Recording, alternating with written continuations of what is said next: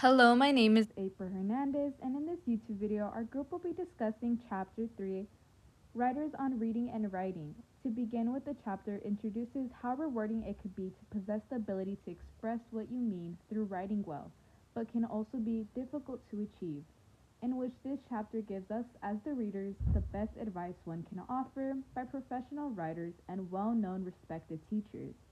Furthermore, in this chapter, it is all based upon research base of how writers create their work and the way they go about using their critical thinking skills. We begin the chapter with the introduction of Stephen King and how he argues that in order to become an effective writer, you must begin with becoming an active and critical writer, while the rest of the chapter highlights the best advice to offer a writer, basically a helpful guide such as they refer to as tools so we can use to improve on our reading and writing. Reading to Write is about Stephen King, in which he was born in 1947. He graduated being class of 1970, in which he attended to the University of Maine.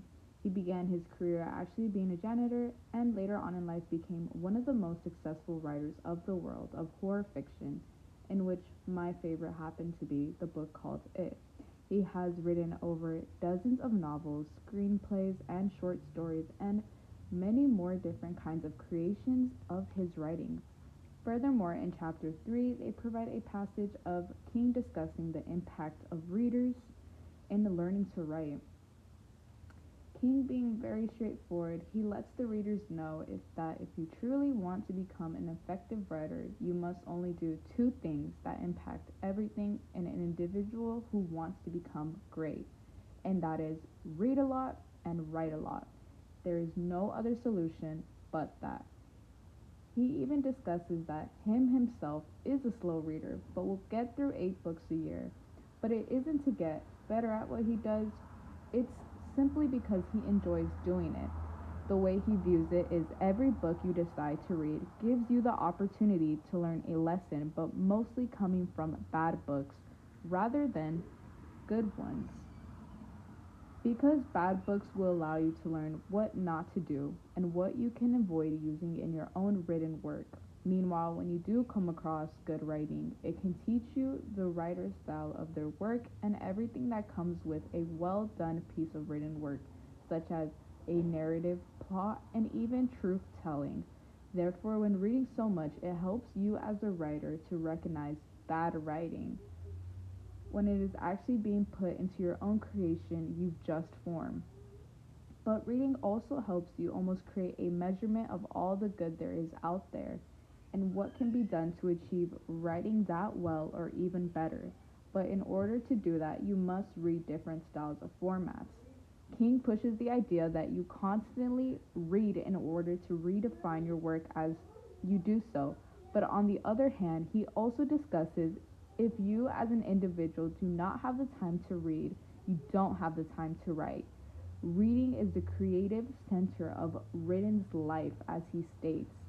In this section of this chapter, the main point that should stay within us, that I believe King wants us to take us in, is the true value of reading lies and ease and closeness it establishes with creative process. Hello. Section 2, Shitty First Drafts by Anne Lamott. In the following section, taken from Lamott's popular book about writing Bird by Bird, she argues for the need to let go and write those shitty first drafts that lead to clarity and sometimes balance in our second and third draft. Many professional writers view first drafts as something they have to do before they can begin the real work of writing and revision. And I strongly agree with these points. I think the first draft is very important, especially for me. I like to just get something down on the paper because I find it very difficult to just start and write the whole final draft in one go. I usually like to brainstorm a little bit and get a first draft down before I can really dig deep into the writing. All good writers write first drafts. Very few writers really know what they're doing till they've done it. And for most of the other writers, Anne Lamott knows, writing is not rapturous. In fact, the only way she can get anything written at all is to really, really, really write a shitty first draft. Anne Lamott thinks that the first draft is the child's draft, where you just let it all out, romp all over the place, and because no one's no one's gonna see it, no one's gonna grade it, no one's gonna care about it, and it's just gonna improve your writing, and just help you sound better as you write more and more drafts until you get to your final.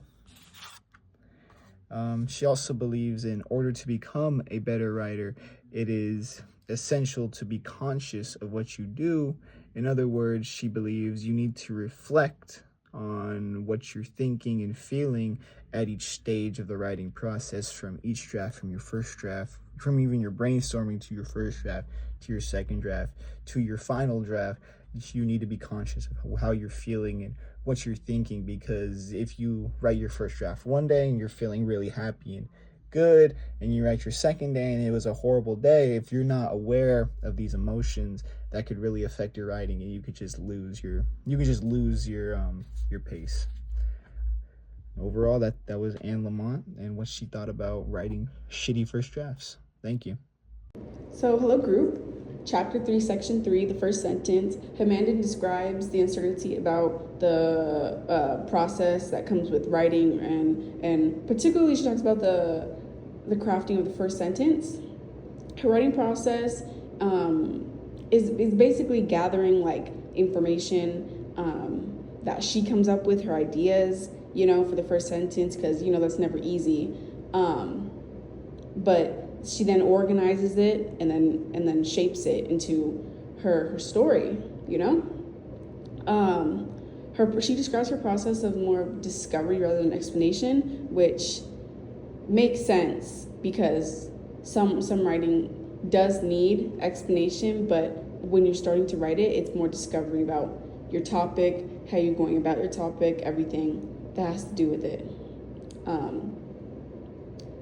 Her views on writing are both uncertain and transformative as an experience, which I also agree with, because in my personal own experience with writing, it has been a hard one. Especially, I often have struggled with feeling like my writing needs improvement and has to follow a structure from the start, and I struggle with that.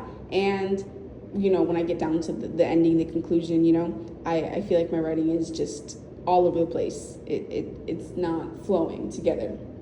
But in the start, she talks about how like she gathers pieces by scribbling down on receipts or napkins or anything that she could find. I found like great like comfort, I guess, and inspiration, because I usually write, when I think about when I have a topic that I need to write about, and I'm not like on my when I'm not on my phone, or not on my phone, but when I'm not like instantly writing it down, but I'm thinking about it, actively thinking about it, it kind of and I think of something, I write it down in my notes app, because that's the closest thing that I can have, and when I go back and look at it, I'm like, okay, like this could work. This gives me an idea or a thing where, kind